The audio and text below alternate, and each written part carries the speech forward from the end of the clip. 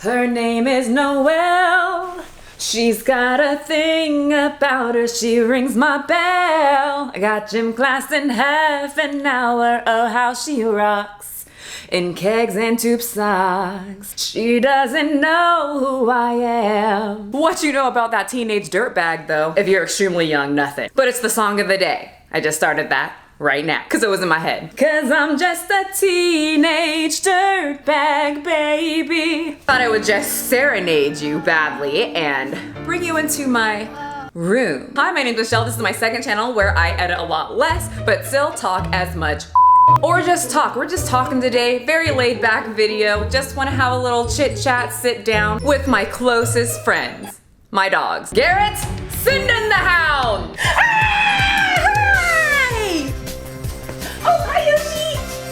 Too small. Okay, here we go. I thought since we're talking about depression, why not bring things in that help ease depression? Yoshi, get back in here. You're supposed to help people. Come on, get up. Up. Good girl. I usually don't have this one right here, but I'm gonna have him in here just for you guys and see how he does. Will you be good? So I was just scrolling through Instagram, switching apps, going from Instagram to YouTube to Facebook, back to Instagram to YouTube to Facebook, soaking in all the content, and for some reason a thought just popped into my head. And I was just like, why are so many influencers, YouTubers, people that post on, social media constantly so depressed and just sad all the time? Now, disclaimer, two disclaimers. I want to use the term depressed very loosely because a lot of people today use that word loosely. I'm not sure if these YouTubers, which I'm not gonna name names, have actually been diagnosed by someone other than themselves. Second disclaimer, this topic has been on my list, script written, for about 2 months, but I've been working really hard on my main channel. I haven't been able to post over here. And a certain someone just released a post about not doing too well that you guys have to be up in my inbox sending me every day. And so no, this video was not sparked from that person, but the timing is impeccable. I'm not too sure why that always happens to me, but I've got a planned video and we're posting it. If the shoe fits, well, I guess pay attention. But we are using the word depressed, okay? But have you guys noticed that YouTubers or just influencers in general become very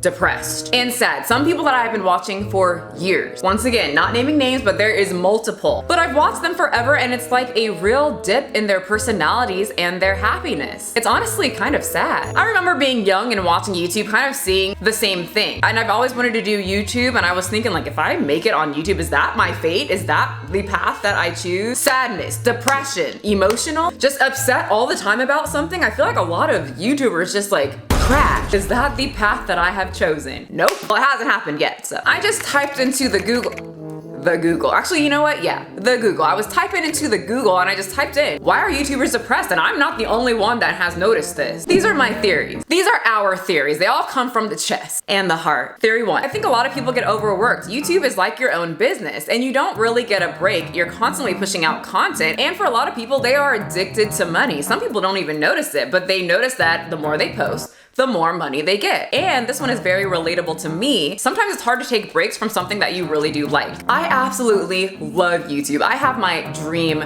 job. What was once a hobby and something that took me away from reality and was able to be a creative outlet, something that relieves me from stress from my actual job, has literally became a full-time job for me. I can complain, gossip, share stories while I'm dressed up, include my dogs, and make little skits, and I get paid for it. It's amazing. It is my dream job. But I do get overworked. I don't know if you guys know, but I do come up with my own topics with some help from my research team. Backup research team is you guys, so thank you for that. But I also edit down my videos. I edit my videos, write my own scripts. It's all me, so it gets very overwhelming. And I just found out that a lot of YouTubers have people that do all that stuff for them. They literally just sit in front of the camera and just do it themselves. And I'm like, wow, that must be very nice. But I am a control freak, so that's something that I'm just not interested in, so I just deal with being overworked. So when I do get overworked, I know to take a little step back. I like to relate it with exercise.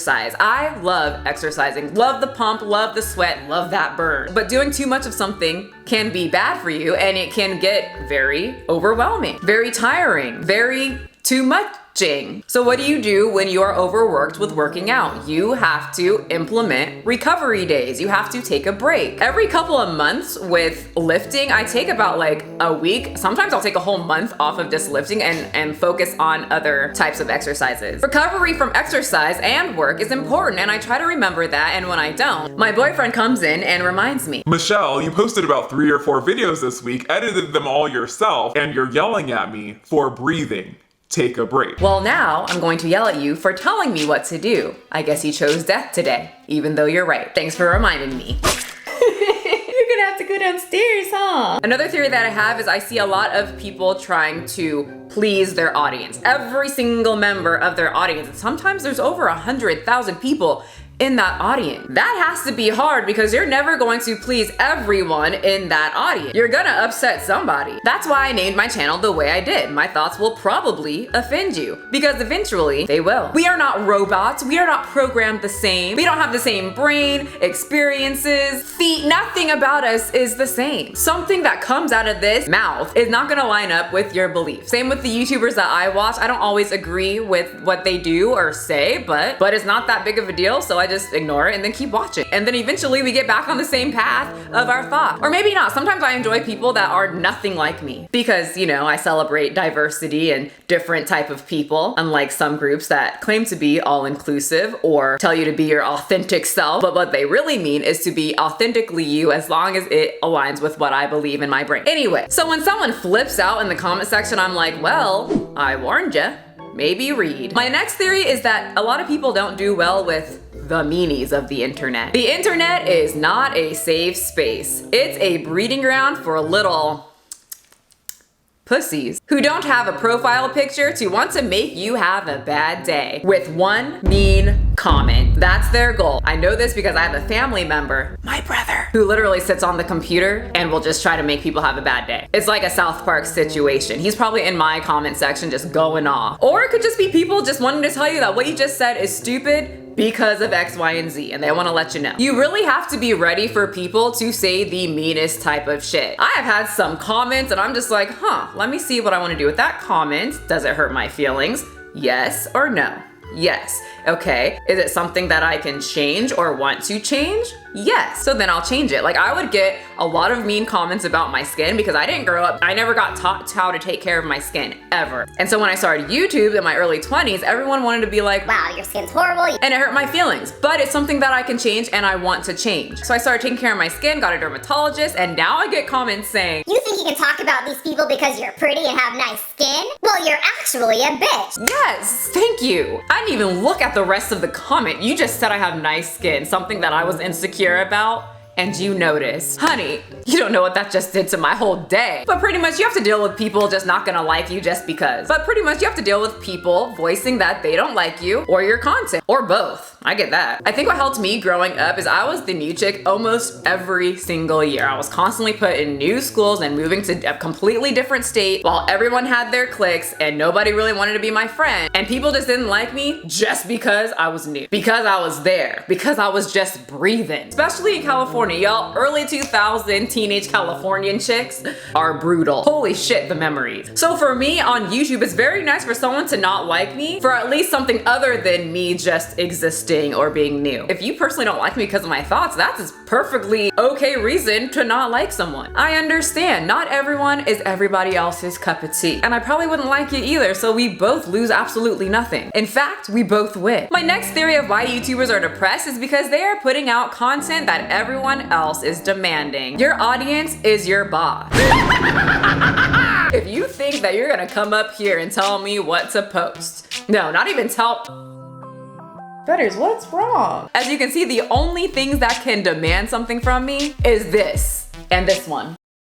I made a deal with myself that I will only do videos that I am super interested in and is fun to make. I have so many people mad when election season comes along or telling me I need to post a video telling people to get vaccinated, or I have to do my duty as a black woman to talk about black politics because, you know, I'm black. And I have to. Wow, you walked your big fat feet into the wrong suburbs, honey. I personally don't find those things very fun. I'd rather talk about 90 Day Fiancé people selling farts for $50,000. I personally think that you start a channel, you do it your way. If people don't like it, the door is always open. I always just tell people that get upset with me when I don't post certain types of content that they want to see, go start your own channel, talk about what you want, and then I'll go into your comment section and yell at you and be like, where's all the 90 Day Fiancé content? Don't post about politics. I'm not interested in that, because the world revolves around me, and I think that you should be posting exactly what I want you to post. Or I'll just go to a channel that talks about topics that I'm interested in. It's pretty simple. But some people try to keep up with what their audience tells them what to do, or they post what is popular. I've missed out on a lot of views because of trending stories or topics that I'm just not interested in. I personally don't want to create something that's not going to be fun for me to edit, since I do my own editing. For example, I watch a lot of goofy, weird ass old movies, and I'm going to start reviewing it, even though I know it's not going to do all that well, but it brings me joy. I want to laugh at it, and me and my boyfriend like to rewatch certain videos and just laugh at things, because laughing's kind of fun. Like I said, people always say be your authentic self, and I'm being my authentic self, and some people don't like that. And I say, kick rocks, bitch, you lied to me. Go somewhere else. But for real, if you're a YouTuber or you're trying to be in YouTube, create what you want to create. Because if you do what everyone else wants you to do, it's not going to be fun. I sometimes get sprinkled in comments saying, You'd be so much better if you didn't talk about this. well, let me just add in 3 more video topics about that exact topic that you do not want me to talk about. Done. You would be so much better if you didn't dress up. Grow up. You're like 30. No. You still watch cartoons? How childish. We interrupt this program to bring you Courage, the Cowardly Dog Show! It's just that simple. I don't know, maybe that's why I am generally just happier. Anyway, my last theory of why so many YouTubers are depressed, and this could be for watchers too, is that they are already dealing with some sort of mental illness, and the internet amplifies that. Remember when Tess Halliday came out as depressed? Like, if I personally struggled with depression, I would not be on the internet where people are going to make it even worse. I think a lot of YouTubers have some serious issues, but it's their job. They don't want to get a normal job, and they're probably addicted to the amount of money you can make, so they just keep trekking on. So what do you guys think? Those are just my quick little thoughts in this unscripted, well, it is scripted, but I put like bullet notes so I don't get too ranty instead of just a full-on script. But those are my little quick thoughts. If I had some serious mental issues, I would not be on the internet. I would peace out like Jenna Marbles. Bye, bitch. I can feel my body. Oh, what are you doing? Why are you doing that? Why are you trying? You have secrets? You have secrets to tell me? Oh. He says he hopes that you guys have a really good day. Cold against the concrete, but I can't seem to get enough. My mind is fixed on what it wants. I just let you beat me. Looks can be deceiving. Let you get the best of me.